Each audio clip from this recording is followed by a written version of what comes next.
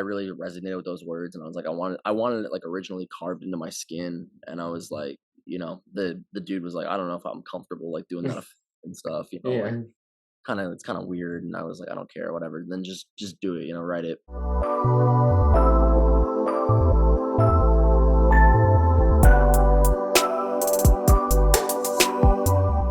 He has over 63,000 Spotify listeners. You may know him from the songs Sour Lemon or Painted Red. Please welcome Kobenz to the podcast. How are you doing today? Pretty good, pretty good. Yeah, yeah. And so just first question to start off, what was your first experience with music like, or what made you want to start making your own music? I mean, I've always been like very musical, like ever since I was a kid. Like Mhm. I would say probably like around late high school, like senior year. I'm 23 now, but like around the time I was like 18, um, I went through like a really bad relationship breakup, and I started playing guitar and stuff. And I guess that's the first time I like ever really started doing like music, like I wouldn't even say seriously, but like, just consistently. Cause I started Yeah. playing guitar and stuff when I was like probably 5 or 6, and, did it on and off, and, could do some simple stuff like, till I was probably 18, and then I started like doing it a lot. But, then I started going to college, and I was just, doing music stuff for fun, like playing guitar really, trying to sing.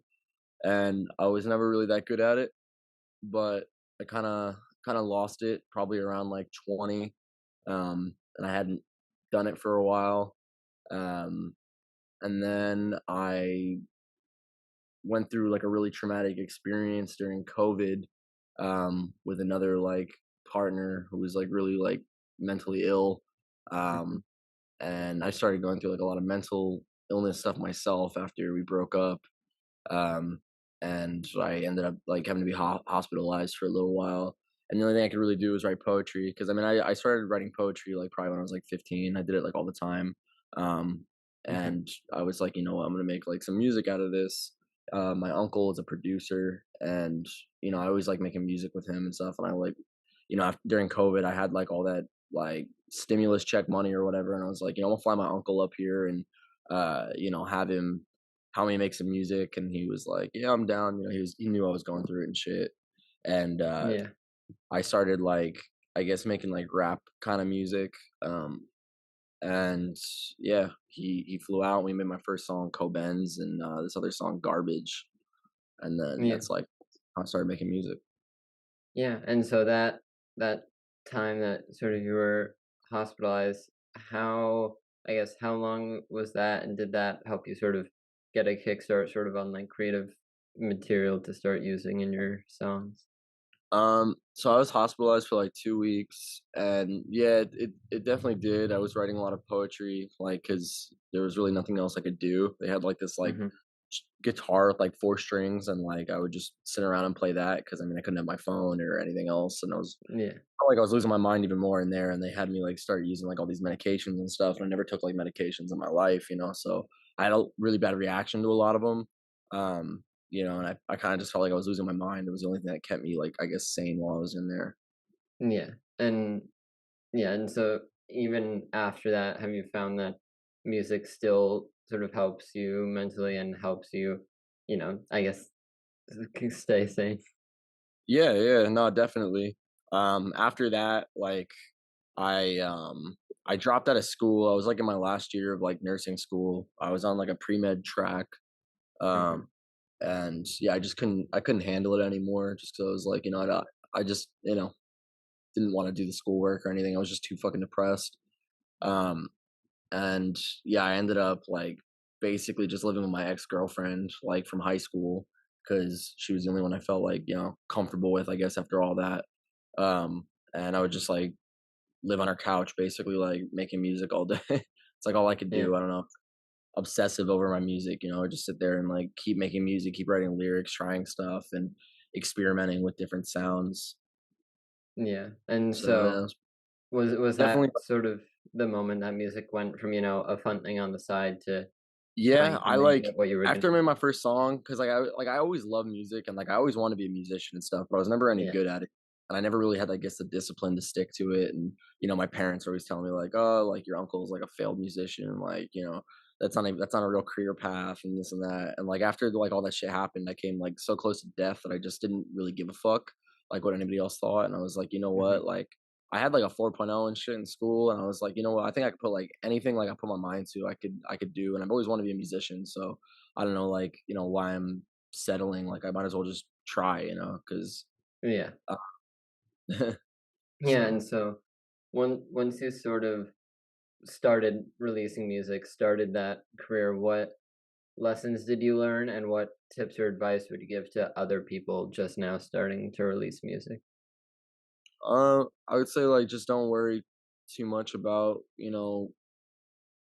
I guess like I have a lot of friends that like, they make music and stuff, and they're super talented musicians, and they have songs recorded and shit. And, they have like this big plan of like, I'm going to do this, I'm going to put this out, I'm saving up Yeah. this month to do this. And like, honestly, it's all really like trial and error type shit. Like, dude, honestly, like it's really funny. Like my first song, Kobenz, um, this is the only time I think I've ever bought like promotion. I went on like Fiverr or some shit, and I was like, typing in like music promotion, like, Yeah. and I remember like I released it on SoundCloud, and I got like 1,000 streams overnight, and I was like, "Holy shit, like, I'm blowing up and stuff," and I thought it was Yeah. so cool. And, like, it's funny because, like, it really motivated me. I was like, "Man, people are really listening to my music, like, they're really vibing with this, like, feeling it." And, like, I didn't realize at the time that, like, all the streams and shit, like, I was doing from that was fake. And so I realized, like, probably, like, um, after that song, like, when I was going to go make, the next song I did, it was called Goth Bitch with SpaceMan Zack. Mhm. Um, I, like, you know, was like, "Why is, like, none of these people aren't following me, like, on Spotify?" Like, I had, like, 20,000 streams on that song on Spotify. I was like, "People aren't following me," like, nothing's, like, really coming from this. Yeah. So, it's like, how are 20,000 people, like, in a couple days just, like, listening to the song and then never listening to it again type shit? And so, it's funny because it really motivated me in the beginning, like, to, like, keep doing music and stuff. I was like, I'm like, gonna go far with this. People are fucking with it. But it motivated me to figure out, like, after I realized that that shit was obviously fake, to figure out how to do it, like, for real, like, and how to, like, actually get people to listen. And, like, Yeah. it was like a trial and error thing, like, trying different things and, like, wasting all kinds of, like, money on, like, ads and, like, playlists. And, like, it took a while to, like, learn. And I think, like, after Goth Bitch, like, came out, like, I think in the beginning, like, I was not really, like, doing that great on the song, Yeah. like any not anywhere near like what my expectations were. Um, and it ended up like, being kind of a letdown a little bit. So it took me like a little bit longer to make my next song because I was like, I'm still gonna make music and stuff, but like Yeah. should I really like be like, trying to do this as a career? Like, maybe other people are right. Like, this isn't really like a viable thing to do. Like nobody's gonna really listen. There's so many musicians out there. Like I read an article that said there's like 150,000 artists on Spotify. I was like, I'm not good enough to compete. Like, Yeah. so I let a lot of that stuff get to me, but I was like, fuck it, like, try another song. And during like that whole time period, like where I was like grinding my ass off trying to get people to listen, like I mean, dude, I was sending people like I was just quick adding people on Snapchat, like spamming people my links and shit. Like it was goofy, Yeah. but um, But it I worked. it worked a little bit. That stuff didn't really work that well, to be honest, but it was cool Mhm. because it gave me the fuel. Like I had like tons of drive. And I ended up reaching out to this artist, Katie Rose, because I was watching this movie 13. Um, and the end credits, like the song like Lemon just was on there. And I was like, man, this shit is like super cool. Like I really like this song. I was like, you know what? I'm gonna try to reach out to her and see like if I could do something with this. Cause I was like, the verses like should be the hook. Like this is the Mhm. best part of the fucking song. And so I somehow I pretended to be my own manager. I messaged her or emailed her, and talked all this game about myself, like saying like I was the next up artist, whatever. It was pretty funny, but she ended up getting back to me and was like, "Yeah, hey, like that's cool. Like I'd love to do that. Like I'm gonna loop in my manager." And I was like, "Cool," and I was like, she's like, "This is my dad," and I was like, "Oh, that's cool and shit." And I was wondering, like, why I hadn't heard of her, like, of her music and stuff, like, since then. I was like, "Man, she's super talented," like, looks like she had a really, like, promising music career. And I looked Yeah. it up, and I saw she was dealing with a lot of mental health stuff, and I looked, like, her dad up, and I was like, "Holy shit, like, this guy is, like, super famous," like, and her dad is, like, actively Elton John's keyboard player, and Wow. Yeah. that, but he, like, produced it, the song, and, like, helped, like, he got her into the music industry early and stuff, and I also didn't know she was 15 in the song, like, when she made that song, like, she's, like, 32 now or something, but, like, in that song, like, she was 15, and so I didn't even know that till a couple months after I released, Sour Lemon, which was my version. Yeah. I was like, "Damn, I just made a song with a 15-year-old girl, cool." Okay. But, it Yeah. was like, it just goes to show, like, my edginess, Yeah. And this song that you did with Spaceman Zack, we also had him on here, and he was saying similar things, dealing with mental issues, music helped him with that, and he kept it going with it. When you were working with him, did you feel any, like, I guess, chemistry or synergy of both of you, like, getting like, both of your mentals getting better by making that song? So, not no, I wouldn't say that, like, I definitely the song helped me, but, like, to Yeah. be to be real, like, I just hit Zach up. I saw that the girl I was with, like, at the time, she kept showing me videos, she was like, "Yo, this guy's awesome, like, try to make some music like this," and I was, like, starting to really fuck with it. I was like, "Yeah, you know what, this is good," and I hit him up, and, I mean, Zach, he was a big way bigger artist, I maybe had, like, 1,000 fake monthly listeners, so I hit him up, and he was like, "Sure, like, I'll do a song with you for $700," and I was like, "Alright, you know what, like, whatever." I really liked his music, so I didn't care. It wasn't even really about, like, his size or anything. I just liked his voice, and Yeah. so it was an over the computer type thing. I spoke to him a couple times, like, on his Discord and stuff, but, I mean, he had all kinds of people, like, trying to talk to him and stuff, so he didn't, Yeah. it wasn't really a big deal, but, like, it was cool to me, like, to be even able to, like, work with somebody like that, at that point, Yeah. Yeah, so no, that's awesome.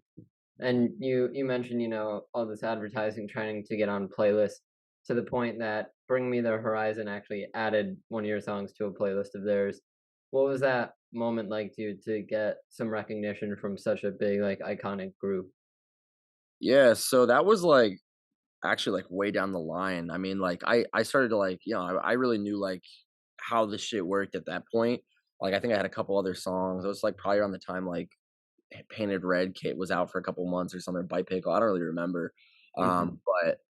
But dude, it was so cool. Like, it was the coolest thing ever. I was like, "Holy shit," I I always thought it, like, should be it was crazy because I like, that playlist was, like, one of my favorite Spotify playlists, like, Misfits 2.0, like, I listened to that all Yeah.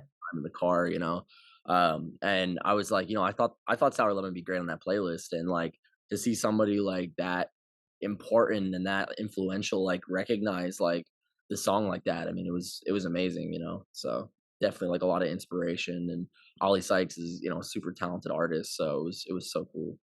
Mhm. And and once going back a little bit to when you started making music, releasing music under the name Kobenz, how did you decide on that as a name? Where does that come from? For sure. So, like, it's pretty funny, honestly, like, my Instagram, my name, it's all kind of a joke. Mhm. I Before I even first started making music, that the person I was in a relationship with that, led me to music, I was making a joke because she would always make fun of these SoundCloud rappers and stuff, and, like, I never really even listened to rap music, like, she wasn't really into rap music, um, and she was, like, kinda like a heavy metal type chick, and I was like, "I'm gonna be, like, a SoundCloud rapper or whatever," as a joke, and I made, like, a fake Instagram account, like, sorta like a Finsta, I guess, called goth.sin. I was like, "What's the edgiest name I could think of?" Like, "Oh, goth.sin," like, that just sounds Yeah. super edgy and corny, and I was like, "Okay, I'm gonna use this Instagram," and, like, I was, like, trying to think of, like, a rapper name because, like, I made this, like, 10 I don't know, I made, like, 2, like, really, like, shitty SoundCloud songs, like, it was on some, Yeah. like, Lil Peep type beat or something, and I was like, "You know what?" Like, "I'm gonna be like Marilyn Manson in my name." It's like, how he's, like, a mix up of, like, Charles Manson and, Marilyn Monroe, like, 2 of the most, like, influential pop icons, of, like, the Yeah. '50s, '70s, era. And I was like, I'm gonna do that with, like, grunge, like, the 2 most influential people, like Kurt Cobain and, like, Lil Peep, like Ben's Truck. I was like, Kobenz, it sounds cool. But she actually like she blocked my account and like she was like embarrassed by it. Like she thought it was so corny. Like I like it was a joke that I went on with for a couple days. Yeah, It was like, this is embarrassing. Like, she was a really mean person. So like very cold. So it like kind of like got to me that she like, you know, was that like embarrassed by a joke. yeah, That's how that the names came about. But yeah, and then yeah, the continuation of the Gotthard sitting Kobenz was kind of a stab at her, like, because she said that I could never be a musician. And like, mhm, she was a musician and she was really talented. And I was like, I want to make music and stuff. Like I play guitar and she's like, you're trash. Like, and I was like, okay, well, fuck you too. yeah, and now that you've sort of gone on with the career, what was, performing live like for you with your music, if you've performed live yet? Yeah, yeah. No, I performed live quite a few times at this point. Mhm. Um, It like the first couple times, what also actually really got me into music, I forgot about this because that whole time period is sort of a blur to me. Like I Yeah, started taking medication and stuff for the first time, and like my memory was sort of shot. But I was throwing these like music festivals like in my hometown. I was living in Minnesota and Minneapolis, but I was throwing these music festivals in like my hometown of New Jersey in the small town. And I was like, you know, I want to try to throw like a big party and, get a bunch of people to come out. This will take my mind off things. Maybe I can make some money, if not, whatever. Like I'll book a bunch of local bands. And I ended up doing that. And it was really successful and it was crazy. I made like 6 grand. And like, it was funny because like in my hometown, nobody really liked me. Like I was like kind of that like weird kid, I was like, yeah, I don't know. I didn't have a lot of friends and shit. So like I made like an anonymous like Snapchat account and like threw this like crazy anonymous party in this just little town and like added all these people on Snapchat and shit and like yeah, all out made it sound like this cool ass party and it was fun, like it was dope. And I got all these local bands and I ended up doing like a song at the end that the song I made with my uncle, the Kobenz song. And like after I did that live performance is when I really decided I wanted to be a musician. I was like, man, like there's nothing else like this, like the adrenaline, like it was just fun. yeah, So yeah, like back then, like I feel like I felt different. Like I didn't really have like any like, anxiety about it or like I wasn't really nervous at all because it was just all like stuff I was throwing. Like I kept throwing a couple more festivals and performing at them. But like I feel like as I got more into music and started doing like shows on like other people's, tours and like doing like my own mini tours and stuff, like definitely like I get a lot of like stage anxiety. So like, yeah, I've had to try a lot of different things to I guess get past that. Like, I mean, I used to like take like a little bit of Xanax or something, and then like I would notice that like I'd get like all sleepy and shit, and I'd have no energy, and like my set would suck. And then like I'd take too much Adderall one time. I was like, what, I'm just gonna get like super like hyped up, drink coffee and shit, and I'd like almost have a heart attack on stage. I'm like, all right, bro, what the fuck am I doing? I gotta stop like you know yeah, taking drugs to like try to perform. So I ended up just like, my like routine now is to just take like a shot of whiskey before I go on stage. But and that helps because I'm not really a drinker and just in general, I don't really like drinking.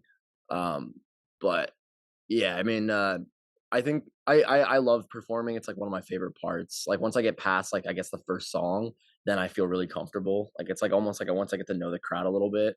Um, yeah, so I guess I'm like just always subconsciously like nervous of like, them not thinking that the music's gonna be great. Like I'm singing over like a backing track versus like, I see bands perform and like they have all kinds of crazy shit, like it's people are going crazy and like I'll see people a lot of my songs too are also slower. I'm using a grumbly voice and I'm like, man, can they even fucking hear me over here? Like grumbling and like yeah, over the track. But once I get the energy into it and I start to really feel it, like, people start to vibe with it. I yeah, think the coolest show I ever did or couple shows was um I don't know if you ever heard of Call Me Charisma, but I opened up for him at a yep, couple dates and that was cool. We had a couple hundred people and like there was like a bunch of fans of mine came out too. Like I heard people singing my songs and shit, and that was cool. So yeah, yeah, and, now after that, you got a tattoo that says, "I want to cut you down," which I think is also a lyric from one of your songs.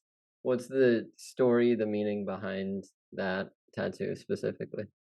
so it's actually like a lyric from the song called Lovey Dovey by Local H. Mhm.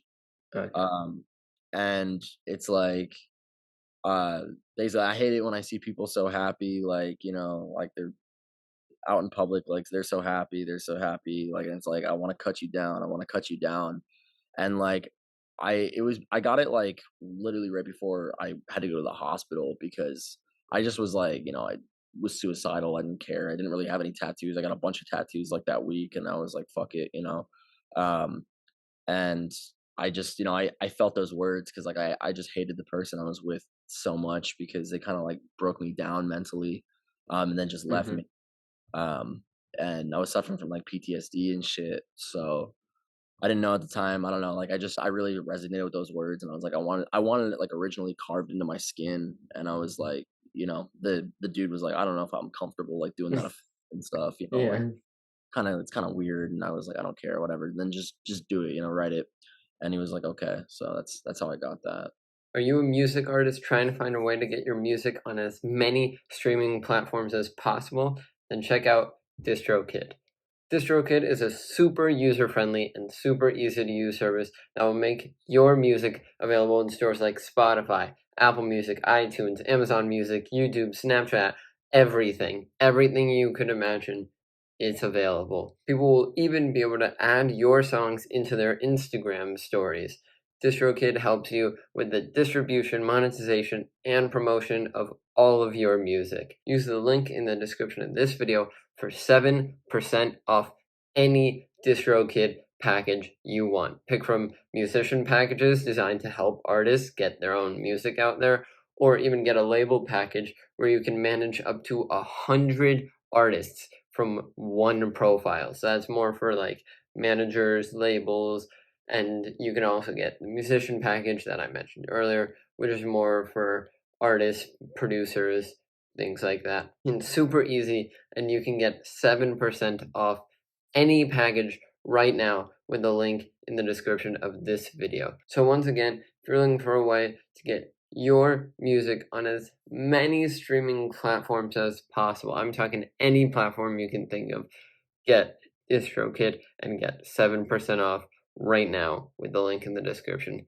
Back to the program. Now, when you're coming up with a new song, trying to make new music, what does that creative process look like? Do you try to find an instrumental first, write to that? Do you just have Yeah. some lyrics and you try to find an instrumental that works with that? What is your process for new music? So I'll usually try to find like a beat. Like I'll go like me and my friends will always like freestyle. I do that as like a warm up exercise. I'll put like a beat on Mhm. YouTube and like I'll start like working on that. Honestly though, like I've never actually like gotten a beat off YouTube and like was like, okay, I can make a song like this. Every time I've actually made a song where I put out, I guess, um, I've done it with my producer, and he's back in Minneapolis, and he's super talented. Honestly, like I attribute like a lot of like, you know, my career and shit in music to him as well. Cause I mean he helped me like really learn on how to like make a song. Like, he I guess what he would do is um we would make a beat, like, I'd find a beat on YouTube or something, and, like, I'd go for a vibe, and then I'd give him, like, certain parts of, like, different songs that I liked and, like, wanted to do, and, like, we'd sit there and make the beat together, um, and then what I would do is I would try to write something, and that would never work, what I would do, because I can write lyrics and stuff, but then it just won't fit with the melodies and stuff, like, I'd always have to. Yeah. So what I would do is I would just freestyle over it for a while, and, like, he'll like record something. Um, he'll always be recording, and he'll just like take something like a scat, and he'll be like I'll be like, okay, yeah, I like that, and he'll be like, okay, I fuck with that too. And then once I get the melody down, then I'll just like put lyrics. The lyrics is the easiest part for me because I've always written poetry and stuff. Like most of my Yeah. lyrics, every song that I've made has been under like 3 or 4 minutes. The melodies and stuff like was in the beginning, like that took me the longest amount of time, was like coming up with the melodies because I wasn't used to hearing music. I'm still pretty new in music. I mean, a couple of years, Yeah. is nothing. So Yeah. uh, yeah, like that's probably my creative process. Like more recently now, like I'm more so able to uh, use like beats like that and not like create something from scratch and like put something to it and make it quicker. But like, I mean, dude, it used to take me like I'd be in the studio for like 6 hours just to make the one song, and like it was hard because like I had a lot of friends that were like more natural musicians, and like they could sit there and make 6 songs in a studio session. I'm like, Yeah. damn, like it takes me like 6 8 hours to make like a song, and sometimes like I would go to the studio and I couldn't even make anything. I would just make a beat and it would be a really good beat, and then I'd go to make the song and I couldn't do it. So yeah, I mean, it's definitely just like I had to practice a lot, and keep Yeah. going, you know. Yeah. And so when you're just coming up with these melodies, does it just sort of come naturally to you, or do you look elsewhere for inspiration? What Yeah, is that like? I mean, like once I figured out like kind of like the structure of music and how to make a song, like the melody part, because the melody part always came natural to me. Like Mhm. making like vocal melodies and stuff was always pretty easy, but like it was hard for me to like, I guess, make a melody to a beat, like come up with something that's already to something that's pre-existing. I don't know why it Yeah. just has always been this like mental block like that. Um, and that was, yeah, I mean, that was the hardest part, I guess, of doing that, so Yeah. And once you sort of started releasing music, is there any song that, performed better or worse than you like thought it would or expected it to when you released it? definitely, man. I mean, I thought that, this one song I did, "Hate Fuck," I thought that song was gonna blow up, man, because like, I spent a lot of time on that song, and I was like, "This is, like, next level." It's like EDM, it's like trap metal, like, it's really cool. I had this really, um, cool artist at the time, like Ugly on the track. He had a great scream. Mhm. And, I thought it was a dope song, and then it didn't really do that well, and I was surprised, and then actually a couple weeks later, an artist who I'm actually friends with now, he made a song that was pretty similar, and it blew up, and it was, like, kind of the same. It was funny because it had, like, the same vision, like, for the song. His actually had, like, this other artist who's really cool on it, Royal and the Serpent. The artist named Slush Mhm. Puppy, Eat Spit was the song. It was like, "Eat spit, get it with the lights on." So, I mean, his song was definitely doper, but, like, I thought that whole idea of, like, the EDM, like, grumbly, Yeah. grumble, like, trap metal type thing, like, he definitely captured that, and that's what I was going for, and I thought that that was gonna be a big song, but, yeah, didn't do that well. Um, Sour Lemon, I thought that, like, after I made that song, I thought it was gonna be, like, pretty big. I was like, "You know what? Like, I think this is gonna do well." I was really happy with it. It was one of, like, the few songs I was happy with. Um Yeah. Painted Red, like, kinda performed how I expected it to do. Bite Pickle performed way better than I expected it to do. Like, I thought that that song was gonna get maybe, like, 50, 60,000 streams, and that ended up doing, like, almost 500,000 now, like, on Yeah. Spotify. I was Yeah. pretty shocked at so, um, Yeah. And yeah, probably that. like with a lot of, you were saying earlier, like trying to advertise music, getting out there, that's become a whole lot easier and more accessible now with the internet, with Instagram and all these social platforms. Yeah. What do you think that does for music? Do you think it's good that artists can now sort of promote and share their stuff? Or do you think it's almost like too accessible where, it's just literally basically anyone is promoting their I mean, music? I think it's dope because I feel like in this time period, like, music has changed so much, especially with music marketing. Mhm.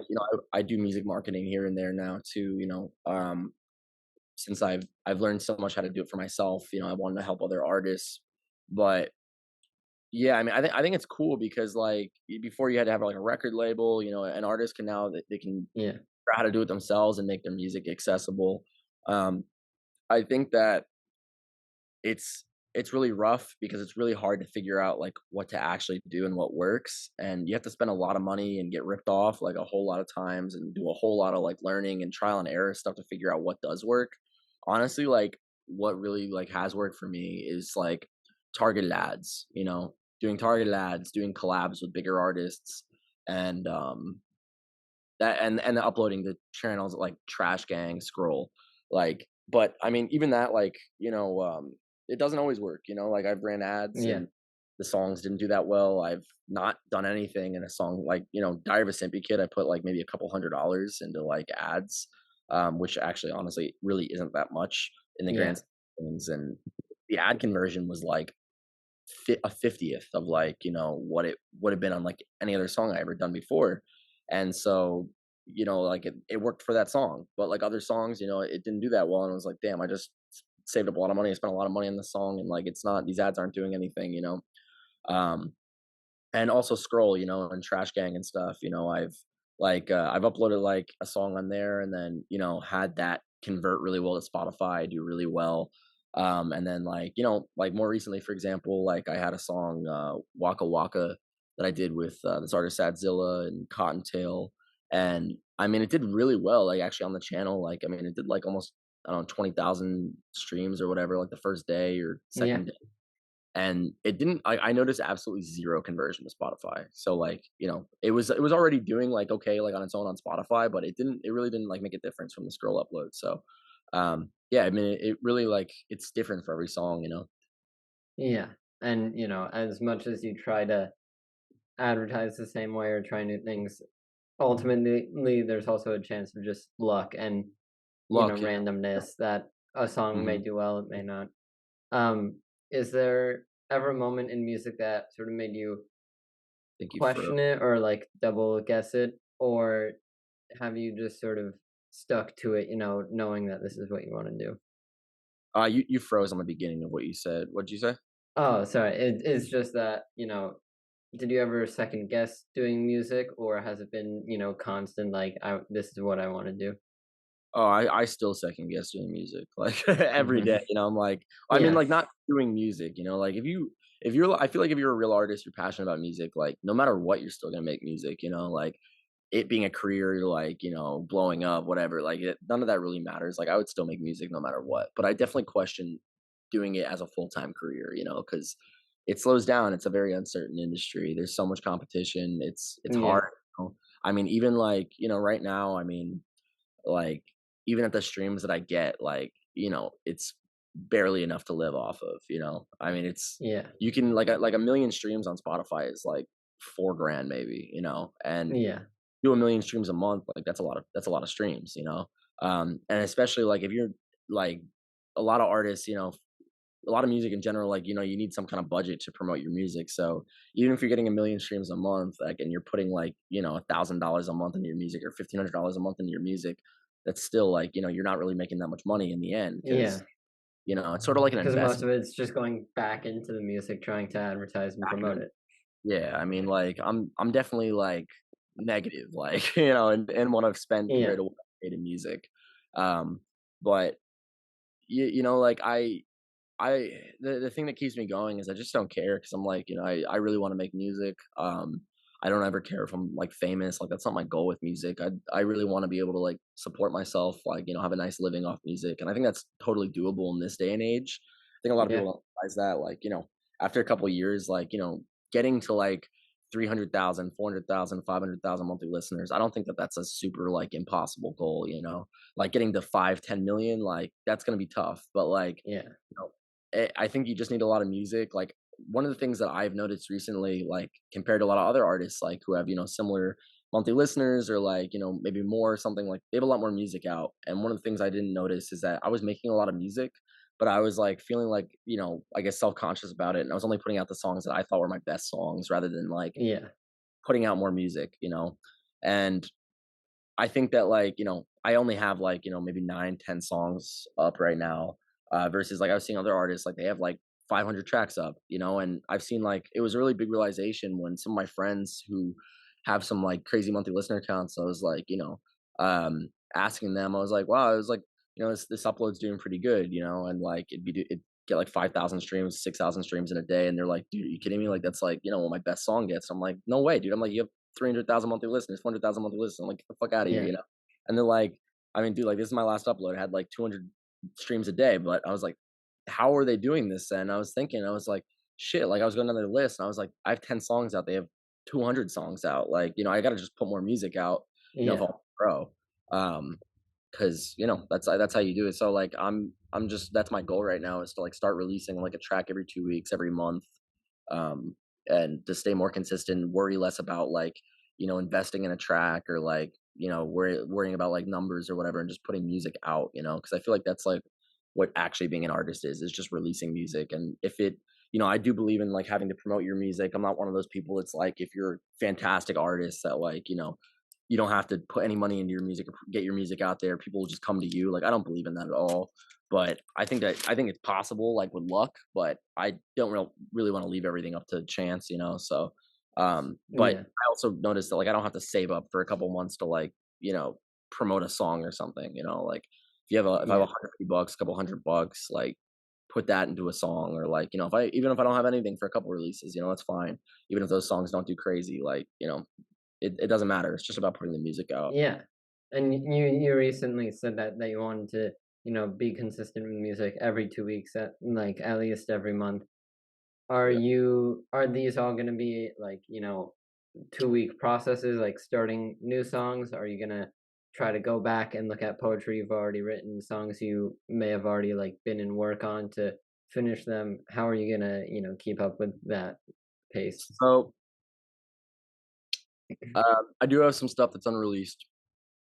I do have some plans to release. Okay, so I'm sure that this will probably like knock out another question.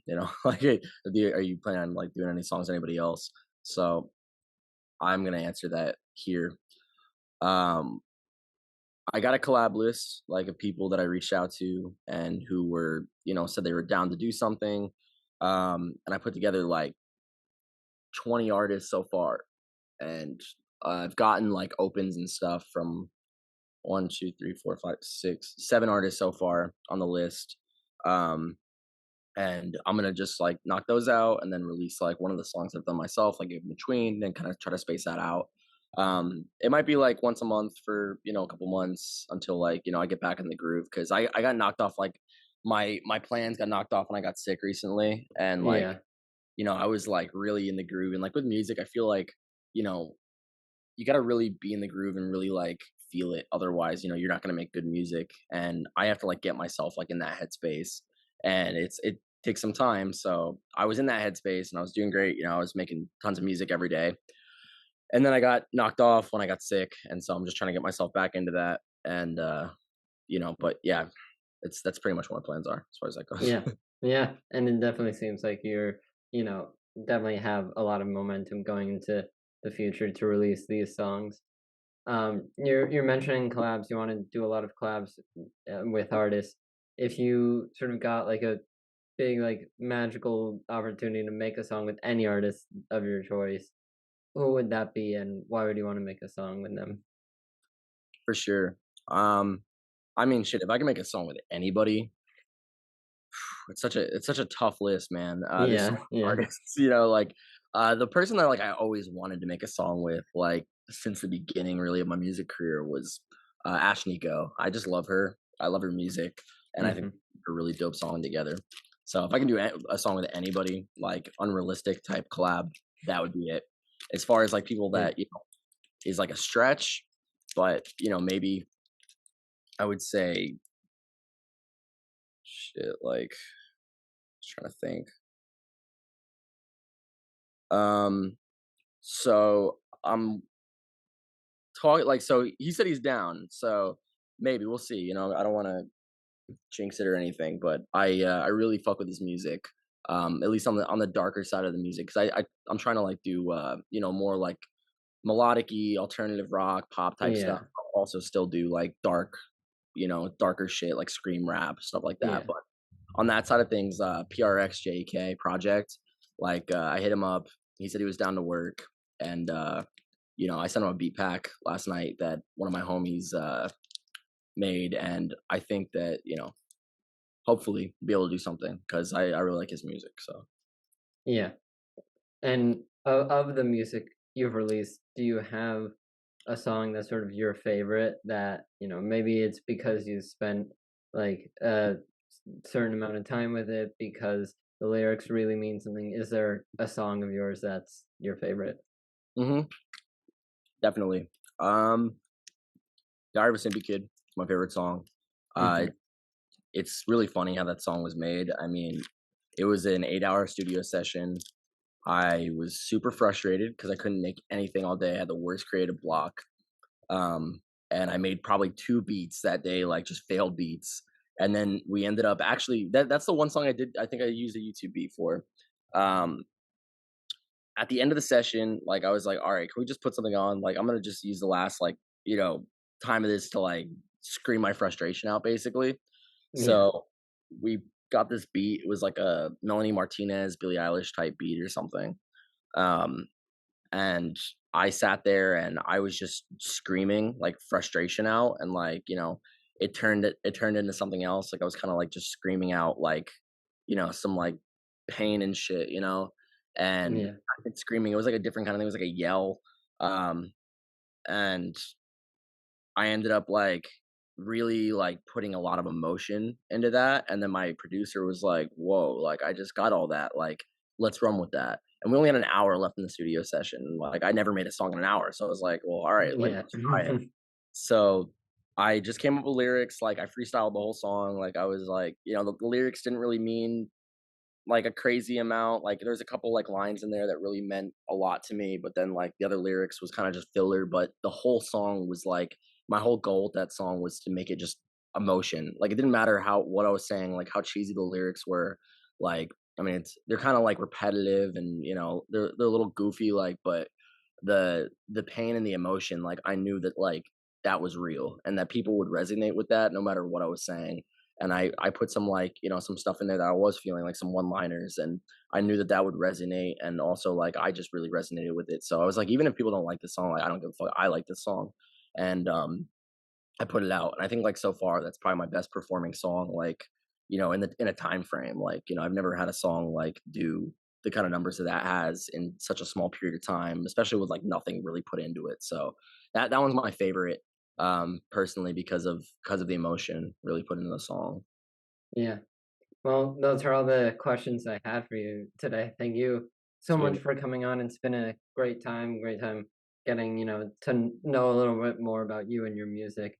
And I can't wait to hear, these songs with these collaborations that you got coming out. Oh yeah, yeah. There's some big names on there, man. So it's the whole list is crazy. Honestly, I never thought even any of these people would work with me. To be honest, I thought that Yeah. was realistic. So it's gonna be Well, cool. where can people find you online so they know when this music's out? Instagram, Spotify, anything you got, where can they find you? Yeah, Instagram, Spotify, YouTube. Like whatever streaming platform.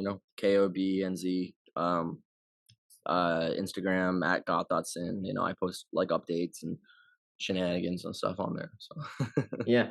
Well, I'll leave a link to link to some of that down below. And thank you again for coming on. It's been a great yeah, time.